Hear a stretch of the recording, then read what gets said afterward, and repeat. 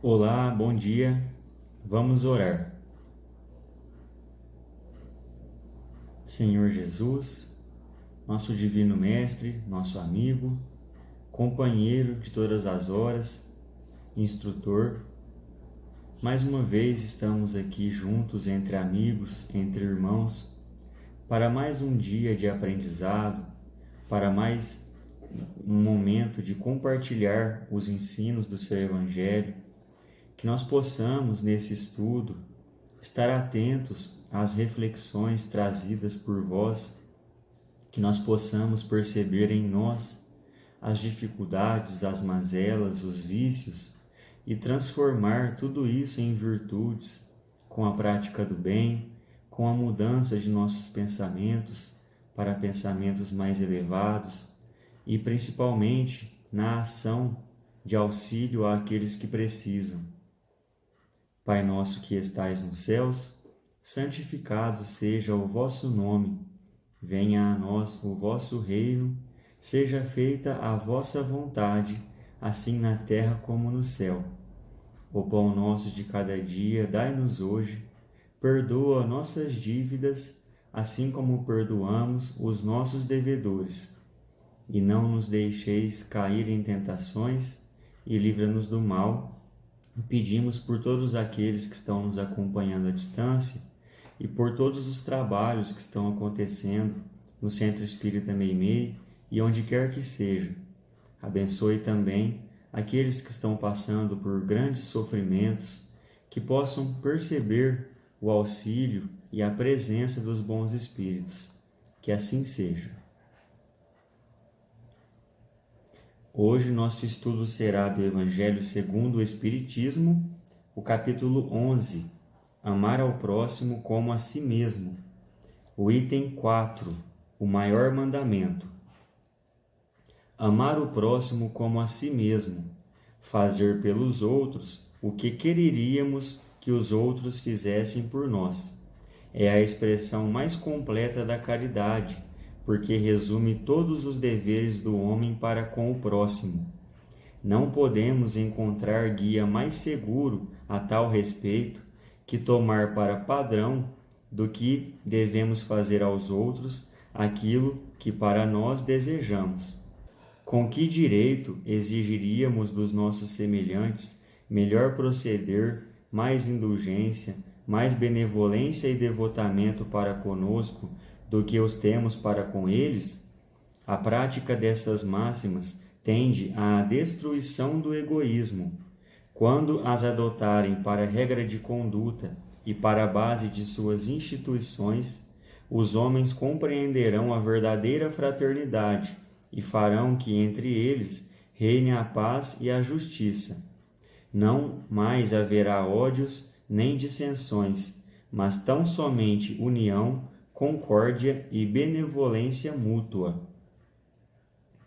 Jesus foi questionado, e nós encontramos essa passagem no início desse capítulo que estamos estudando. Ele foi questionado sobre qual seria, entre as 10 leis trazidas por Moisés, através dos bons espíritos, diretamente enviados por Deus, qual seria o maior mandamento entre essas 10 leis. E é claro que era uma tentativa de fazer com que Jesus caísse em contradição. Mas o que aconteceu não foi isso, pois Jesus, muito sábio, ele, ao invés de escolher um mandamento específico, ele fez um resumo de todos os mandamentos em apenas 2, que são amar a Deus sobre todas as coisas e amar ao próximo como a si mesmo, que é justamente o nosso tema de hoje. E nós precisamos refletir sobre essas palavras, porque quando nós amamos ao próximo como a nós mesmos, nós jamais faremos mal a ninguém, nós jamais ofenderemos a ninguém, nós jamais desejaríamos o mal ou pensaríamos algo negativo de alguém, porque nós desejamos a nós mesmos coisas boas. Se nós passássemos a ver os outros da mesma maneira, certamente nós trataríamos as pessoas e as situações com muito mais facilidade. E agora, entrando no nosso estudo do livro Os Mensageiros, de André Luiz, psicografia de Francisco Cândido Xavier, na última semana, o Brenel nos trouxe a situação final, né, em que eles estavam ali num posto de socorro, André Luiz, Vicente e Aniceto, e eles estavam participando de um momento que nós já havíamos comentado na outra semana, um momento de confraternização, um momento de apreciação de músicas elevadas. Eles tiveram a oportunidade de escutar Cecília, que estava ali visitando o posto de socorro, Ismália, um grande espírito de grande elevação, companheira do administrador daquele local, e agora eles estavam viajando, né, continuando a sua viagem, a sua missão, a sua jornada em direção à Terra. Eles se dirigem primeiramente através de um veículo citado pelo Brenel e posteriormente eles continuam e terminam aquela jornada a pé. E aí nós entramos, né, na parte de hoje da história. André Luiz, Vicente e Aniceto, eles chegam a uma cidade, ao Rio de Janeiro, e encontram ali uma situação diferente do que eles estavam acostumados a acompanhar em nosso lar, até mesmo na casa onde André Luiz viveu na última encarnação, onde ele havia tido a oportunidade de visitar muitas vezes, porque ao andar pelas ruas daquele local, ele pôde observar uma quantidade muito grande de espíritos sofredores. Ele cita inclusive que o número de espíritos sofredores era maior do que o número de encarnados. E eles faziam muita algazarra, eles faziam bagunça, festas, né, de teor mais inferior, influenciavam e zombavam dos encarnados que estavam ali, sempre de forma negativa. E realmente a situação era muito triste. André Luiz não estava acostumado a ver aquele tipo de situação aqui na Terra. E Aniceto percebe a sua surpresa, né? Até o seu susto diante daquela situação e explica que aquilo fazia parte do trabalho deles, porque o trabalho deles envolvia a observação ativa, ou seja, eles iriam acompanhar várias situações e iriam também agir sempre que necessário. Eles continuam ali andando pelas ruas daquela cidade.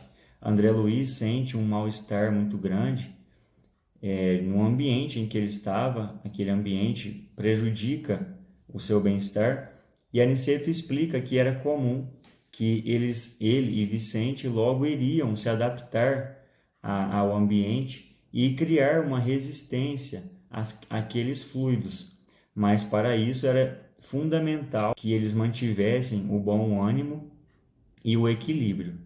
Se eles se deixassem levar por aquele mal-estar, eles certamente entrariam em desequilíbrio. E aí eles chegam a uma casa. André Luiz já muito mais calmo, principalmente com as palavras de Aniceto, e ele fica feliz ao ver aquela casa, uma casa muito simples, em uma daquelas ruas daquela cidade, e a surpresa é porque a casa irradiava grande luz, era completamente diferente da paisagem que eles observavam ali de fora. E ele cita que espíritos estavam na janela, acenando para eles, espíritos trabalhadores, espíritos benfeitores. E ele fica muito feliz e surpreso de ver uma casa irradiando tanta luz no meio de tanta sombra que eles estavam presenciando ali. E aí o Aniceto explica que aquela casa era uma oficina de nosso lar. E aí André Luiz e Vicente, mais uma vez, ficam surpresos com aquela informação, e Aniceto explica que nosso lar, assim como outras colônias de auxílio, possuíam bases na terra de auxílio e de repouso e e onde os espíritos trabalhadores podiam se refugiar e descansar durante os seus trabalhos aqui na Terra. E eles foram recebidos por espíritos amigos e foi necessário, é uma informação interessante que André Luiz nos traz, foi necessário abrir a porta espiritual para que eles entrassem. André Luiz cita que quando ele visitava sua família, aquilo não era necessário. A matéria, a porta, né, da casa, não era nenhum empecilho para ele. Ele conseguia transpor aquilo ali com facilidade. Mas naquele caso, ele estava lidando com vibrações que ele desconhecia e com o sistema de defesa daquele local. E ele não tinha capacidade de simplesmente entrar. Ele precisava da permissão de alguém para conseguir isso. Então eles adentram aquela casa e o Aniceto apresenta o benfeitor que havia recebido eles, que se chama Isidoro. E aí Isidoro apresenta a família que vivia naquela casa no campo material, aqueles que estavam encarnados ali. Havia uma moça de mais ou menos 16 anos, um rapaz de 12 e as crianças de 9, 7 e 5 anos, que eram supervisionados por sua mãe, uma senhora de 40 anos, de nome Isabel. E André Luiz observa que ela irradiava grande luz no seu tórax. E aí ele vai compreender que a Isabel, ela foi esposa do Isidoro, aquele espírito que estava ali recebendo eles, quando Isidoro estava encarnado. Ele havia desencarnado há um tempo. E que foi permitido que o Isidoro continuasse seus trabalhos ali em apoio à sua família, naquele local que também se transformou num posto de socorro e de refúgio, né, como nós dissemos, aos trabalhadores de nosso lar, aqui na Terra. Ele olha para Isabel, encarnada, e é como se ela estivesse percebendo a presença deles. Ela estava olhando em direção a eles e sorrindo. E aí o Isidoro e o Aniceto explicam que ela possuía a vidência. Ela conseguia sim ver de uma forma mais clara que nós, a maioria de nós, os encarnados, o plano espiritual, mas que aquilo era limitado, que ela via mais ou menos 1/20 daquela realidade, porque ela não estava preparada para ver tudo o que acontecia ali no campo espiritual. Após essas observações, Aniceto leva os companheiros André e Vicente para um quarto onde eles poderiam repousar, e quando eles entram ali já havia outros espíritos ali também, em conversa fraterna, em conversa elevada. Logo eles se apresentam e começam a conversar com aqueles irmãos que estavam ali, e ele comenta a simplicidade do lugar, dos móveis, dos quadros. Era um lugar muito simples, de forma estética, mas de grande elevação. Mais à noite, a situação continua, né, acontecendo, e André Luiz e Vicente são convidados, juntamente com os outros trabalhadores que estavam ali naquela casa, a acompanhar o culto do Evangelho no lar daquela família. Então, aquela família encarnada se senta à mesa, a mãe e os seus 5 filhos, e ela começa, né, o estudo que eles faziam ali com frequência naquela casa. Uma informação interessante é que todos os espíritos que estavam ali, os trabalhadores, em forma de respeito, eles se sentam para acompanhar o estudo. E aí nós pensamos, né? E quando nós estamos fazendo o culto do Evangelho no lar, será que nós merecemos a presença de espíritos amigos que nos acompanham e nos inspiram, nos instruem? Então começa aquele estudo daquela família. A filha mais velha, ela traz consigo um caderno e recortes de jornal, de notícias de jornal. E a filha mais nova, ela se chama Nelly, ela é convidada pela mãe a fazer a prece. E ela faz. André Luiz observa o grande esclarecimento que aquelas moças, crianças e moças já tinham. E Aniceto explica que elas eram trabalhadoras de nosso lar que estavam ali encarnadas em missão. e isso era facilmente perceptível pelas atitudes, pelo modo de falar daquelas meninas, daquela moça também.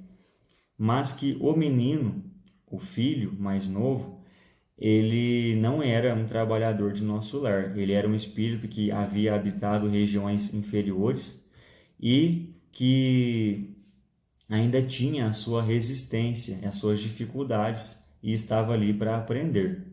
Então começa o estudo. A Joaninha, de 16 anos, a mais velha, ela lê uma página reflexiva de um livro doutrinário com informações importantes e também lê a notícia de um jornal, e é uma notícia de uma tragédia. A notícia falava sobre um caso de um suicídio que havia acontecido ali na cidade, que era mais divulgado na época do que é hoje. Nós sabemos que hoje essas informações não são divulgadas dessa forma, mas no jornal ali descrevia de uma forma um pouco detalhada e forte aquela cena do suicídio que havia acontecido. Então a mãe, ela pega o Novo Testamento, a Bíblia, e lê no capítulo 13 de Mateus o versículo 31, que conta sobre aquela situação do grão de mostarda. Ela lê a seguinte passagem: outra parábola lhes propôs, dizendo: o reino dos céus é semelhante ao grão de mostarda que o homem tomou e semeou no seu campo. E aí o Fábio, que era um espírito que estava ali acompanhando, desencarnado, um espírito benfeitor, ele coloca a mão na fronte da Isabel encarnada e ela também permite que ele se comunicasse com aquela família que não sabia exatamente o que estava acontecendo, mas que ouvia a mãe dizendo aquelas palavras como se fossem mesmo reflexões daquela mãe. Então eles falam, o espírito com o auxílio da mãe, sobre a importância de nós termos equilíbrio, de nós termos amor em nossa vida, que nós precisamos amar a todos e lembrar principalmente dos amigos sofredores que passam por maiores dificuldades que nós temos espinhos em nosso espírito que precisam ser combatidos para que nós possamos evoluir, e para que isso seja possível nós precisamos cuidar mais de nossas ações, de nossos pensamentos. É claro que ele fala isso de uma forma muito mais bonita e detalhada. E aí fica o convite para quem quiser ir ao livro ler, nos capítulos 34 e 35, essa passagem do livro. Após aquele momento, o espírito retira a mão da fronte da Isabel. Ela não sabia o que estava acontecendo, ela teve a impressão que realmente eram palavras dela, mas ela passa a refletir após terminar a fala e percebe que ela não tinha saído dela aquelas palavras, ela não conseguiria dar continuidade.